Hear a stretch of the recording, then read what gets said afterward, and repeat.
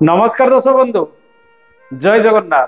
दर्शक बंधु आज अध्याय आम आलोचना करवा बुधक चलन जुलाई मास 19 तारिख 2024 मसीहा दिन सिंह राशि को एवं अनेक राशि रे अनेक शुभ फल वृद्धि पाइब, सामान्य किसी राशि रे समस्या मध्य आसीब।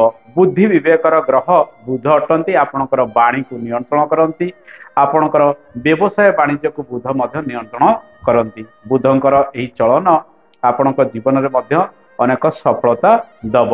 व्यवसाय क्षेत्र में सफलता प्रदान करने सहित गाणितिक कार्य टेक्निकल वर्क क्षेत्र में टेक्निकल कार्य क्षेत्र में आपको सफल कराइब। प्रत्येक दिन आपण श्री गणेशंकर उपासना करंतु, माँ दुर्गांकर उपासना करंतु, सबुज रंगर घास को गोमाता को खाइबा दिंतु, अशुभत्व दूरीकरण हम। जितेबाला कौन कार्य बाहर आपण श्री गणेशंकर उपासना करी बाहरंतु। जो माने व्यवसाय वाणिज्य करुचंती, ओम गं गणपताय नम ए मंत्र को 108 थर लेखाएं प्रत्येक दिन जप करंतु, देखिबे व्यवसाय वाणिज्य क्षेत्र में उन्नति लाभ होबार संभावना रहिब। दर्शक बंधु आसंतु 12 गोटी राशि मानक उपरे आलोचना करिबा। आसंतु जानिबा सर्वप्रथम राशि मेष राशि स्थिति किपर रहिब। मेष राशि पंचम स्थान में बुधंकर चलन रहुतिबारु शेयर मार्केटिंग इत्यादि क्षेत्र में उन्नति लाभ होबार संभावना रही। गाणितिक कार्य क्षेत्र में आप सफल हेबे, आपणकर बुद्धि विवेक तेज रहिब। विद्यार्थी माने भल सफलता प्राप्ति करेंगे। कॉम्पिटिटिव एग्जाम क्षेत्र में आपणकर सफलतार हार अधिक रहिब। लेखालेखी क्षेत्र में आप कृतकार्य होबार संभावना रही। आर्थिक क्षेत्र में किसी उन्नति लाभ होबार संभावना रही। व्यवसाय वाणिज्य उन्नति प्रगति आसबार संभावना रही। कारोबार वृद्धि हो पारे। आपण विभिन्न प्रकार टेक्निकल एजुकेशन बा टेक्निकल शिक्षा क्षेत्र में सफल हवा सहित जो माने कमर्स छात्र छात्री रही से समय भल प्रदर्शन करिपारंती। दर्शक बंधु एवं आसतु जानिबा वृष राशि फलाफल किपर रहिब। वृष राशि चतुर्थ स्थान में बुधंकर चलन रहिब। धीरे धीरे पारिवारिक सुख आपणकर वृद्धि पाइब। बंधुंकर सहयोग आपको मिलबार संभावना रही। कृषि कार्य रे उन्नति लाभ, जमी जमा कार्य क्षेत्र में उन्नति लाभ होबार संभावना रही। घर कार्य गुड़िक त्वरान्वित हम। कर्म क्षेत्र में सफलता आपको प्राप्ति होबार जोग रही। जानवाहन किणाकिणी क्षेत्र में आप सफलता पाइपर। आर्थिक क्षेत्र में सामान्य उन्नति किसी ए बुध आणब। परिवार सहयोग प्रत्येक कार्य कले निज जीवन में यह समय उन्नति आसबार संभावना रही। विद्यार्थी माने भल प्रदर्शन यह समय करिपारंती। मिथुन राशि फलाफल कौन रहा आसतु जानिबा। मिथुन राशि तृतीय स्थान में बुधंकर चलन रहिब। यह समय छात्र छात्री माने लेखालेखी क्षेत्र में भल प्रदर्शन करेंगे। जो मैंने कला साहित्य इत्यादि क्षेत्र में रही, कौन लेखालेखी कार्य रोचती, कौन बही इत्यादि प्रकाशन करुँचे, से भल समय रहिब। घरे बसी विभिन्न कार्य गुड़िक करें। आपणकर कम्युनिकेशन स्किल वृद्धि पाइबार संभावना रही। छोट मोट कार्य किसी आप परिवर्तन यह समय करिपारंती। भाग्य क्षेत्र में किसी उन्नति प्रगति होबार संभावना रही। कौन स्थान को यात्रार सुख आपको यह समय मिलबार संभावना रही। इंटरनेट संबंधित कार्य गुड़िक अधिक त्वरान्वित होबार संभावना रही।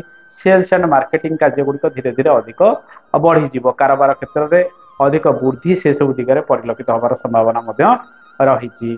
दर्शक बंधु एवं आसतु जानिबा कर्कट राशि फलाफल किपर रहिब। कर्कट राशि व्यक्ति मानक आर्थिक क्षेत्र में उन्नति आसीब। बुध आपको आकस्मिक भाव रोजगार देवे, किंतु सामान्य किसी धन हानि बेले बेले हो पारे। से सब प्रति आपको नियंत्रण रखा पड़ो। यह समय आपणकर कथबार्ता अनेक संयमता देखा। भल कथा कही अन्य मानक आकर्षित करेंगे। जो मानकर किसी कथबार्ता वाणी को नहीं कार्य रही से समय अधिक उन्नति प्रगति विभिन्न दिगरे करिवार रही। जो मानकर डिबेट इत्यादि रही से सफल हेबे।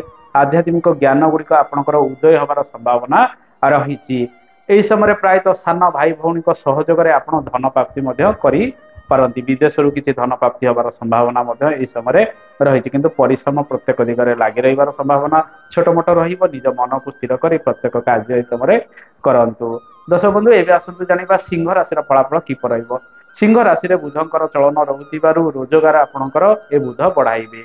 पूर्वर समस्या गुड़िक लगी रोला। बुध व्यय रोते जहाँफल आर्थिक क्षेत्र में अनेक संकट बेले बेले देखा जाउतिला। धनाधिपति एवं लाभाधिपति बुधंकर चलन आपणकर राशि रे बुद्धि विवेक तेज करिवो। व्यवसाय वाणिज्य उन्नति प्रगति आनिबार संभावना रही। शेयर मार्केटिंग क्षेत्र में ପୂର୍ବଠାରୁ କିଛି ଉନ୍ନତି ଆସିବାର ସମ୍ଭାବନା ରହିଛି। ଇଣ୍ଟରଭ୍ୟୁ ଇତ୍ୟାଦି କ୍ଷେତ୍ରରେ ଧୀରେ ଧୀରେ ସଫଳତା ଆପଣଙ୍କୁ ପ୍ରାପ୍ତି ହେବାର ସମ୍ଭାବନା ରହିଛି। ନିଜ ଉପରେ ନିୟନ୍ତ୍ରଣ ରଖନ୍ତୁ, ସ୍ୱାସ୍ଥ୍ୟର ଯତ୍ନ ନେଇ ପ୍ରତ୍ୟେକ କାର୍ଯ୍ୟ କରିବା ଆବଶ୍ୟକ। ଦର୍ଶକ ବନ୍ଧୁ, ଏବେ ଆସନ୍ତୁ ଜାଣିବା କନ୍ୟା ରାଶିର ଫଳାଫଳ କିପରି ରହିବ। କନ୍ୟା ରାଶିର ବ୍ୟକ୍ତିମାନଙ୍କ ପାଇଁ ଦ୍ୱାଦଶ ସ୍ଥାନରେ ବୁଧଙ୍କର ଚଳନ ରହିବା ଆପଣ ଦୂର ସ୍ଥାନକୁ ଯାତ୍ରା କରିବାର ସୁଯୋଗ ପ୍ରାପ୍ତି କରିବେ। ଏହି ସମୟରେ ନିଜର ବଳ ଖଟାଇ ପ୍ରତ୍ୟେକ କାର୍ଯ୍ୟ କଲେ ଆପଣ ସଫଳ ହେବେ। ସ୍ୱାସ୍ଥ୍ୟର ଯତ୍ନ ସାମାନ୍ୟତମ ନିଅନ୍ତୁ, ଦେହ ପା ବେଳେ ବେଳେ ଖରାପ ହୋଇପାରେ, ଅନ୍ୟଥା ଅନ୍ୟାନ୍ୟ ଦିଗରେ ଆପଣଙ୍କର ଉତ୍ତରୋତ୍ତର ଉନ୍ନତି ହେଇପାରେ, କର୍ମକ୍ଷେତ୍ରରେ ଟ୍ରାନ୍ସଫର ଇତ୍ୟାଦି ହେବାର ସମ୍ଭାବନା ମଧ୍ୟ ରହିଛି। ଦୂର ଜାଗାକୁ ନୂଆ କର୍ମ ପାଇଁ ଆପଣ ମଧ୍ୟ ଯାତ୍ରା କରିପାରନ୍ତି। ଦର୍ଶକ ବନ୍ଧୁ, ଏବେ ଆସନ୍ତୁ ଜାଣିବା ତୁଳା ରାଶିର ଫଳାଫଳ କିପରି ରହିବ। ତୁଳା ରାଶିର ଏକାଦଶ ସ୍ଥାନରେ ବୁଧଙ୍କର ଚଳନ ରହୁଥିବାରୁ ଭାଗ୍ୟ କ୍ଷେତ୍ରରେ ଉନ୍ନତି ପ୍ରଗତି ଆସିବ। କୌଣସି ଶୁଭ କାର୍ଯ୍ୟରେ ଆପଣ ଯୋଗଦାନ ଦେଇପାରନ୍ତି। ବୈଦେଶିକ କାର୍ଯ୍ୟରୁ ଆପଣଙ୍କୁ ଲାଭ କିଛି ମିଳିବାର ସମ୍ଭାବନା ରହିଛି। ସନ୍ତାନ ସୁଖ ଆପଣଙ୍କୁ ଏହି ସମୟରେ ମିଳିପାରେ। ଗର୍ଭଧାରଣ କରିବା ପାଇଁ ସମୟ ମଧ୍ୟ ଅନୁକୂଳ ରହିବ। ଦୂର ସ୍ଥାନକୁ ଯାତ୍ରା କରିପାରନ୍ତି। ସେୟାର ମାର୍କେଟିଂ କ୍ଷେତ୍ରରେ କିଛି ଉନ୍ନତି ପ୍ରଗତି ହେବାର ସମ୍ଭାବନା ରହିଛି। ପୂର୍ବ ମାସ ଠାରୁ ଏ ମାସରେ ସେୟାର ମାର୍କେଟିଂ କ୍ଷେତ୍ରରେ ସାମାନ୍ୟ କିଛି ପ୍ରଫିଟ୍ ମିଳିବାର ସମ୍ଭାବନା ରହିଛି। ବାପାଙ୍କର ସହଯୋଗ ଆପଣଙ୍କୁ ମିଳିବ। କୌଣସି ବରିଷ୍ଠ ବ୍ୟକ୍ତିଙ୍କ ସହଯୋଗରେ ଆପଣ ବିଭିନ୍ନ କର୍ମକ୍ଷେତ୍ରରେ ଆର୍ଥିକ ଲାଭ ପାଇବାର ସମ୍ଭାବନା ରହିଛି। ଯାନ୍ତ୍ରିକ କାର୍ଯ୍ୟଠାରୁ ଆରମ୍ଭ କରି ଲେଖା ଲେଖି ସମ୍ବନ୍ଧିତ କାର୍ଯ୍ୟ, ଗାଣିତିକ କାର୍ଯ୍ୟ, ବ୍ୟବସାୟ ବାଣିଜ୍ୟ କାର୍ଯ୍ୟରେ ଆପଣ ସଫଳ ହେବେ। ଆର୍ଥିକ ଉନ୍ନତି ସେଥିରେ ହେବାର ସମ୍ଭାବନା ମଧ୍ୟ ରହିଛି। ଏହି ସମୟରେ ବିଦ୍ୟାର୍ଥୀମାନେ ଭଲ ପ୍ରଦର୍ଶନ କରିବେ ଏବଂ ସେମାନଙ୍କର ବିଦ୍ୟାର ମାନ ମଧ୍ୟ ବୃଦ୍ଧି ପାଇବ। ଉଚ୍ଚଶିକ୍ଷା କ୍ଷେତ୍ରରେ ସେମାନେ ସଫଳତା ପାଇପାରନ୍ତି। ଦର୍ଶକ ବନ୍ଧୁ, ଏବେ ଆସନ୍ତୁ ଜାଣିବା ବିଛା ରାଶିର ଫଳାଫଳ କିପରି ରହିବ। ବିଛା ରାଶିର ଦଶମ ସ୍ଥାନରେ ବୁଧଙ୍କର ଚଳନ ରହୁଥିବାରୁ ନୂଆ କର୍ମ କିଛି, ଗାଣିତିକ କାର୍ଯ୍ୟ, ଟେକ୍ନିକାଲ କାର୍ଯ୍ୟକୁ ନେଇ ବା ହିସାବ ପତ୍ର କାର୍ଯ୍ୟକୁ ନେଇ ଆପଣ ଆରମ୍ଭ କରିପାରନ୍ତି। ସେସବୁ କାର୍ଯ୍ୟ କ୍ଷେତ୍ରରେ ଆପଣଙ୍କର କାର୍ଯ୍ୟ ଦକ୍ଷତା ବୃଦ୍ଧି ପାଇବ। ଆପଣଙ୍କର ସେଥିରେ ଉତ୍ତରୋତ୍ତର ଉନ୍ନତି ହେବାର ସମ୍ଭାବନା ରହିଛି। ପରିଶ୍ରମ ସାମାନ୍ୟ ଅଧିକ ହେଲେ ମଧ୍ୟ ଆପଣ ନିଜ କାର୍ଯ୍ୟରେ ଅଧିକ ଯତ୍ନବାନ ହେବେ। ନିଜ କାର୍ଯ୍ୟ ପାଇଁ ଆପଣ ମଧ୍ୟ ଉଚ୍ଚ ପ୍ରଶଂସିତ ହୋଇପାରନ୍ତି। ଆପଣଙ୍କର ଆର୍ଥିକ କ୍ଷେତ୍ରରେ ଆକସ୍ମିକ ଭାବେ କିଛି କର୍ମକ୍ଷେତ୍ରରେ ଉନ୍ନତି ଆସିବାର ସମ୍ଭାବନା ମଧ୍ୟ ରହିଛି।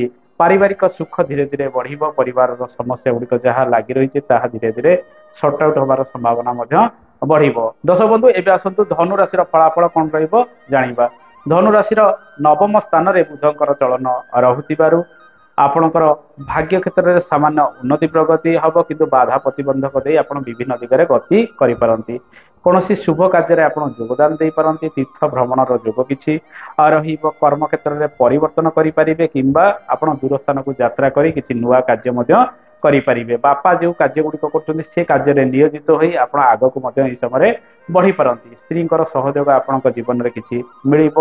ସେ ଆପଣଙ୍କ ଜୀବନରେ କିଛି ଉନ୍ନତି ପ୍ରଗତି ମଧ୍ୟ ଆଣିପାରନ୍ତି। ଜୀବନରେ କିଛି ପରିବର୍ତ୍ତନ କରିପାରନ୍ତି। ଚାକିରୀ କ୍ଷେତ୍ରରେ, ବିଭିନ୍ନ ବ୍ୟବସାୟ ବାଣିଜ୍ୟ କ୍ଷେତ୍ରରେ, ଛାତ୍ରଛାତ୍ରୀ ମାନଙ୍କ ପାଇଁ ଲେଖା ପଢାରେ କିଛିଟା ଉନ୍ନତି ଆସିପାରେ।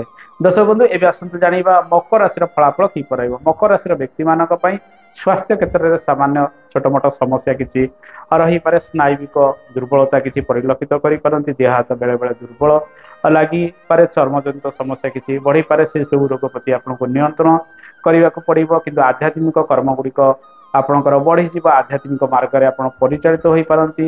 ତନ୍ତ୍ର ମନ୍ତ୍ର, ଜ୍ୟୋତିଷ ବିଦ୍ୟା ଇତ୍ୟାଦି କ୍ଷେତ୍ରରେ ଆପଣଙ୍କୁ ସଫଳତା ମିଳିବାର ସମ୍ଭାବନା ରହିଛି। ଇନ୍ସୁରାନ୍ସ ସମ୍ବନ୍ଧିତ କାର୍ଯ୍ୟ ଗୁଡ଼ିକ ବଢିବାର ସମ୍ଭାବନା ଅଧିକ ରହିଛି। ବାପାଙ୍କର ସ୍ୱାସ୍ଥ୍ୟ ହାନି ହେବାର ସମ୍ଭାବନା ରହୁଥିବାରୁ ତାଙ୍କ ଦେହ ପାର ଅଧିକ ଯତ୍ନ ଆପଣ ଏହି ସମୟରେ ନିଅନ୍ତୁ। ଆପଣ ଏହି ସମୟରେ ପ୍ରତ୍ୟେକଟି କାର୍ଯ୍ୟ କଲା ପୂର୍ବରୁ ଟିକେ ସାମାନ୍ୟ ଚିନ୍ତା କରି କାର୍ଯ୍ୟ ଗୁଡ଼ିକ କରିବେ। କିଛି କିଛି କାର୍ଯ୍ୟ ବିଳମ୍ବିତ ହୋଇପାରେ, ଅନ୍ୟଥା ଅନ୍ୟାନ୍ୟ ଦିଗରେ ଆପଣ ସୁବତ ଫଳ ଗୁଡ଼ିକ ପାଇପାରନ୍ତି।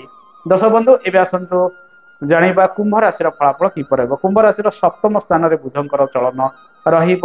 ଜୀବନ ସାଥୀଙ୍କୁ ନେଇ କିଛି ମତାନ୍ତର ସମୟ ସମୟ ହୋଇପାରେ, କିନ୍ତୁ ଯେଉଁମାନେ ଲଭ୍ ଆଫେୟାର୍ସରେ ରହିଛନ୍ତି, ଲଭ୍ ରିଲେସନସିପରେ ରହିଛନ୍ତି, ସେମାନଙ୍କ ପାଇଁ ଏ ସମୟଟି କିଛିଟା ପଜିଟିଭନେସ୍ ଆଣିପାରେ ବା କିଛି ଭଲ ସୁଯୋଗ ଆପଣଙ୍କୁ ସେଥିରେ ଦେବାର ସମ୍ଭାବନା ରହିଛି। କାରବାର କ୍ଷେତ୍ରରେ ବେଶୀ ବଡ଼ ଧରଣର କିଛି ପରିବର୍ତ୍ତନ ହେବ ନାହିଁ। ସାମାନ୍ୟ କିଛି ଉନ୍ନତି ଆପଣ କରିପାରନ୍ତି। ଛୋଟ ମୋଟ ନିବେଶ କରନ୍ତୁ। ଯେଉଁମାନେ ସେୟାର ମାର୍କେଟିଂରେ ନିବେଶ କରୁଛନ୍ତି, ଆଧ୍ୟାତ୍ମିକ କର୍ମକୁ ବଢାଇ ଦିଅନ୍ତୁ। ଆପଣଙ୍କର ବୁଦ୍ଧି ବିବେକ ତେଜ ରହିବ, କିନ୍ତୁ ବାଧା ପ୍ରତିବନ୍ଧକ ଦେଇ ଆପଣ ଗତି କରିବେ। ଆୟ ବ୍ୟୟ ପ୍ରାୟତଃ ଆପଣଙ୍କର ଏହି ସମୟରେ ସମାନ ରହିବାର ସମ୍ଭାବନା ରହିଛି।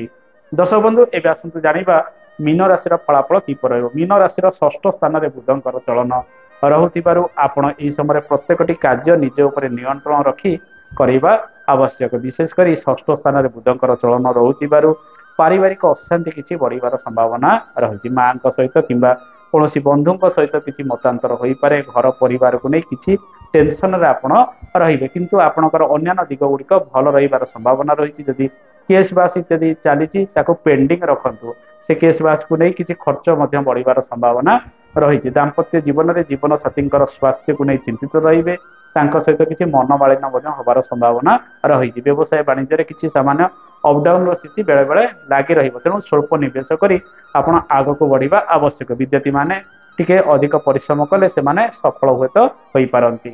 ଦର୍ଶକ ବନ୍ଧୁ, ଏ ତ ଥିଲା 12ଗୋଟି ରାଶିର ଫଳାଫଳ ବୁଧଙ୍କ ଚଳନକୁ ନେଇ। ଆଶା କରେ କାର୍ଯ୍ୟକ୍ରମଟି ଭଲ ଲାଗିଥିବ। କାର୍ଯ୍ୟକ୍ରମ ସମ୍ପର୍କରେ ମତାମତ ଦେବେ।